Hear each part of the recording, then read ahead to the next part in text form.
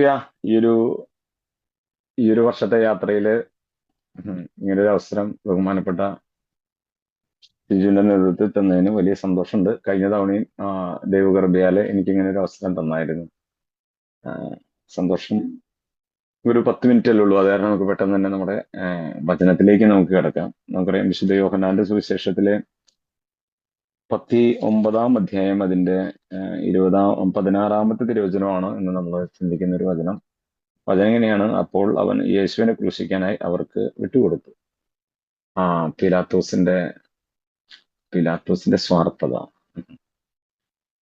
ഞാൻ എന്റെ ഹെഡിങ് വായിച്ചത് തന്നെ നമുക്ക്, അല്ലെ, സ്വാർത്ഥത, പിലാത്തോസിന്റെ സ്വാർത്ഥത. യഥാർത്ഥത്തിൽ സ്വാർത്ഥത ഇല്ലാത്ത മനുഷ്യരില്ല എന്നതാണ്.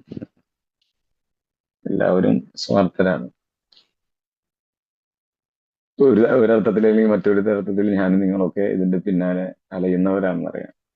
പക്ഷെ പീലാത്തോസ് ഇവിടെ ഒരു സ്വാർത്ഥനായതിന്റെ പിന്നില് ഇതിങ്ങനെ ഇന്ന് ആരാധനയ്ക്കിരുന്ന് പ്രാർത്ഥിച്ചപ്പോൾ ഞാനിങ്ങനെ ചിന്തിക്കായിരുന്നു.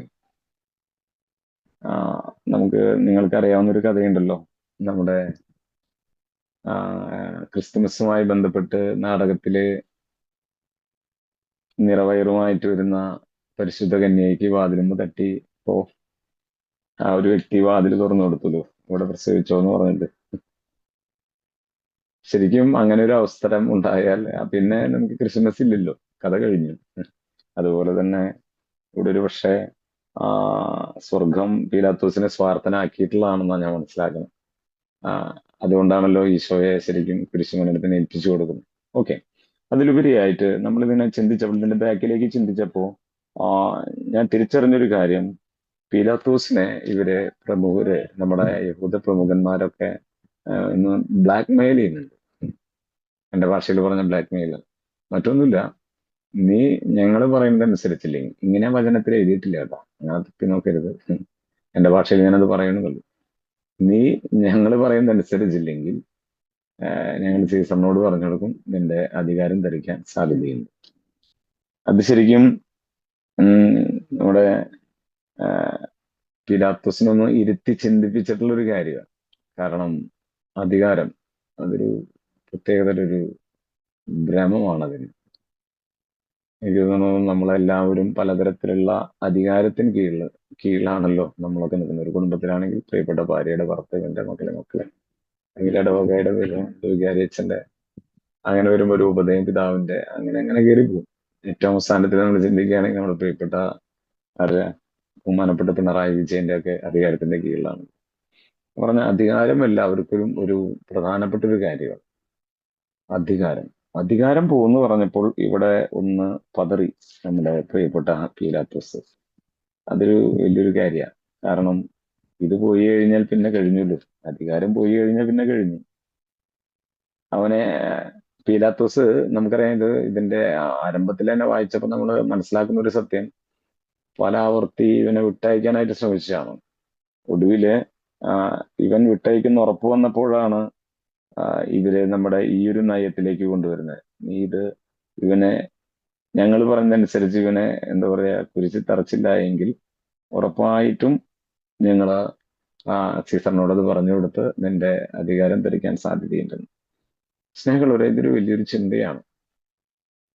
കാരണം നമ്മളെല്ലാവരും അധികാരത്തിന് കീഴിലുള്ളവരാണ്.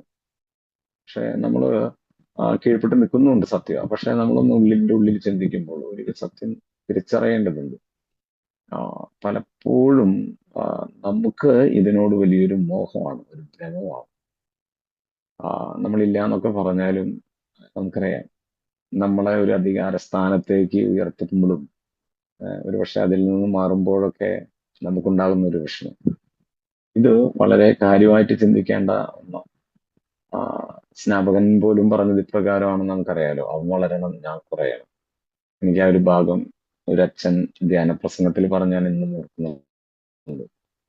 ആ, അവൻ വളരണം, ഞാൻ കുറയണമെന്ന് സ്നാപകൻ പറഞ്ഞപ്പോ അത് നമ്മുടെ ഈശോ കേട്ടു എന്നാ പറയുന്നത്.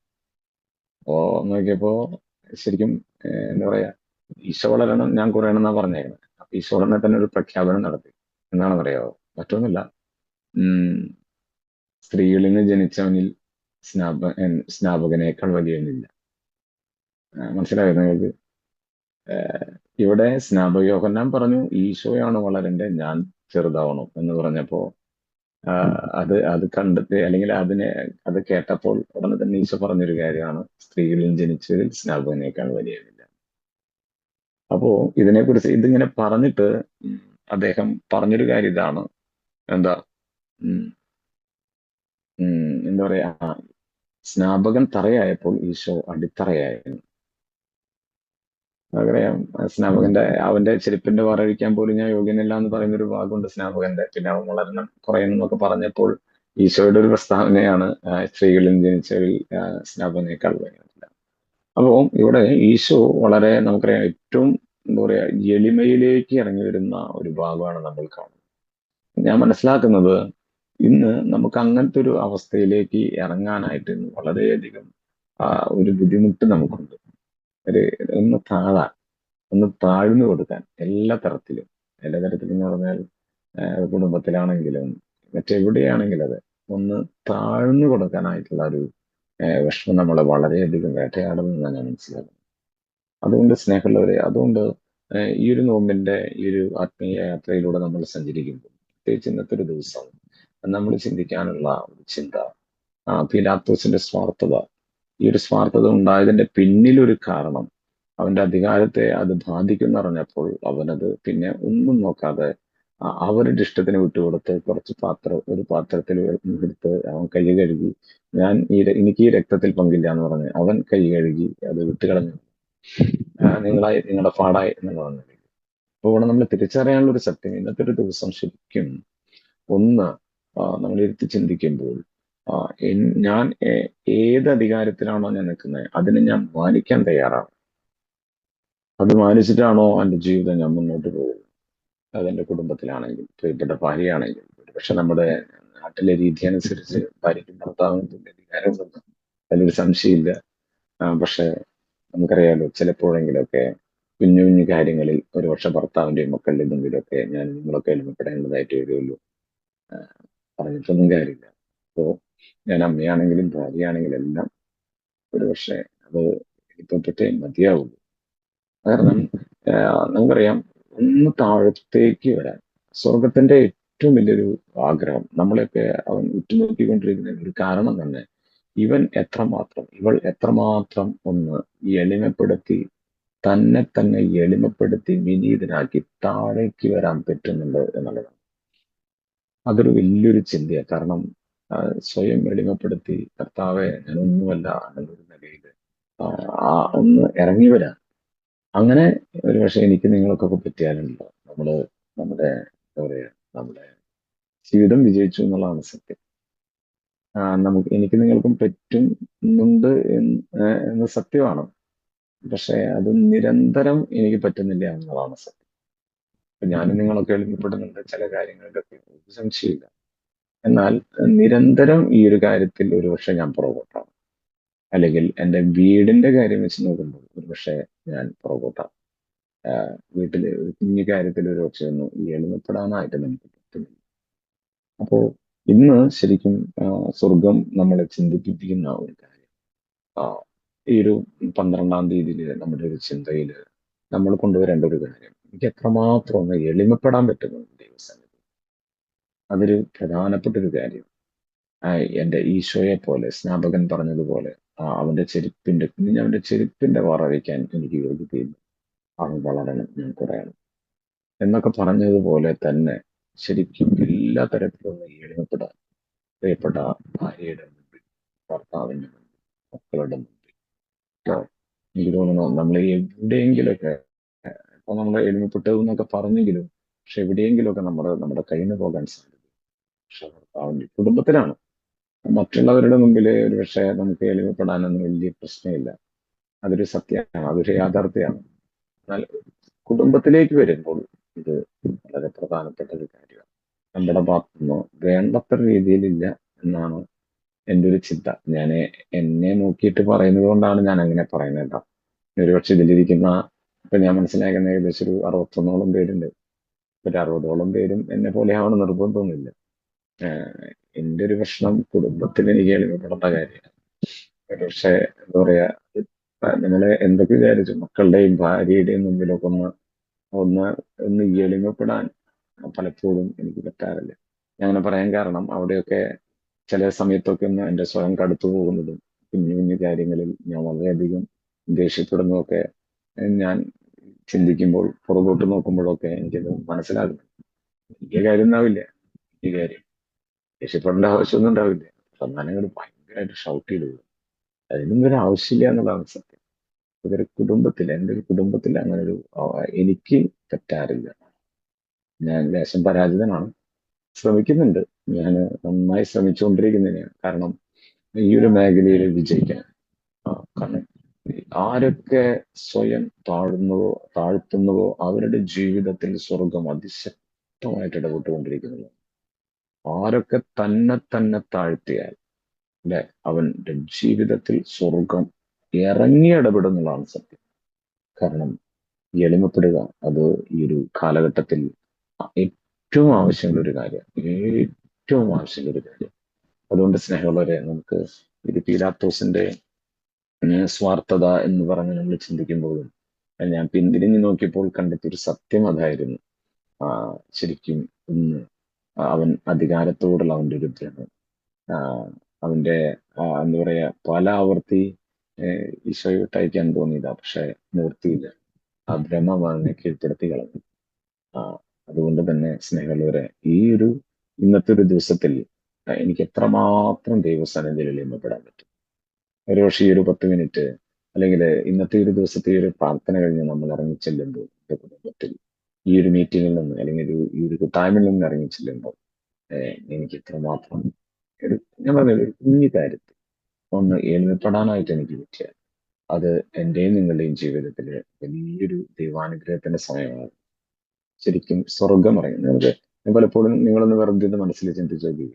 സിംപിൾസിറ്റി എല്ലാവർക്കും ഭയങ്കര ഇഷ്ടമാണ്. എല്ലാവർക്കും ഭയങ്കര ഇഷ്ടമാണ്. അതിപ്പോ നീ എത്രമാത്രം ഉന്നതനാണോ അത്രമാത്രം നീ ഉന്നതനാവുക, അപ്പോൾ കർത്താവിന്റെ കൃപയ്ക്ക് പാത്രമാകുമെന്നുള്ള പ്രഭാഷകൻ 3:18 വചനമൊക്കെ നമുക്ക് നന്നായിട്ട് അറിയാം. ആരൊക്കെ നമുക്കൊരു വലിയൊരു അധികാരത്തിലുള്ള ആൾക്കാരൊക്കെ ശരിക്കും ഒന്ന് താഴേക്ക് ഒന്ന് ഇറങ്ങി വന്ന് പല കാര്യങ്ങളും ചെയ്യുന്നത് കാണുമ്പോൾ നമുക്ക് ഭയങ്കരമായിട്ട് അവിടെ ഉള്ളിൽ ഭയങ്കരമായിട്ട് ഒരു ഇഷ്ടം തോന്നുന്നതാണ്. ഇതുപോലെ തന്നെയാണ് ഞാനും ഒന്ന് താഴത്തേക്ക് ഒന്ന് ഇറങ്ങിയവരാണ് സ്വർഗം ആഗ്രഹിക്കുന്നത്. നമുക്കറിയാം, ആ ബൈബിളിലെ ഗോൾഡൻ റൂൾ എന്നറിയപ്പെടുന്നതാണല്ലോ നമ്മൾ കഴിഞ്ഞ ദിവസം പരിശുദ്ധ കുർബാനയിൽ വായിച്ചു കേട്ട തിരുവചനവാദാണ് വിശുദ്ധ സുവിശേഷം 7-ാം അതിൽ നമ്മൾ ഇപ്രകാരം കേട്ട, മറ്റുള്ളവരോട് അല്ലെ, മറ്റുള്ളവർ നമ്മളോട് എങ്ങനെ പെരുമാറണം നമ്മൾ ആഗ്രഹിക്കുന്നു അതുപോലെ തന്നെ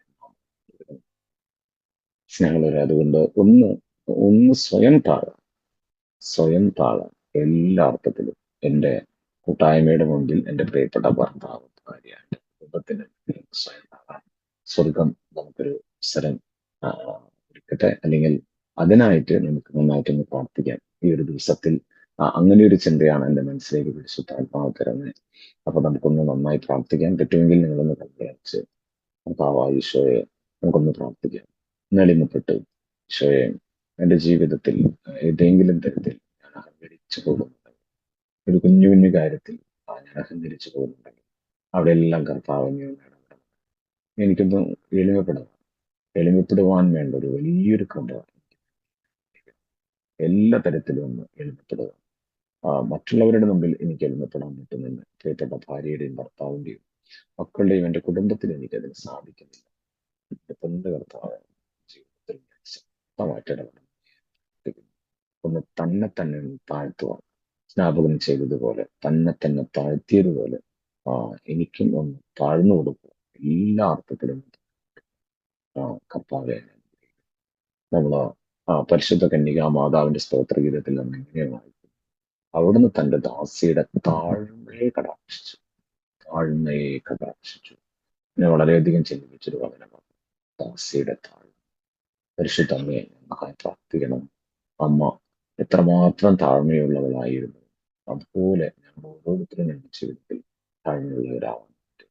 നമ്മുടെ വലിയ ബാധ്യതയോട് തേടി പ്രാർത്ഥിക്കുന്നു. അമ്മയെ ഞങ്ങൾക്കായി പ്രാർത്ഥിക്കണമേ.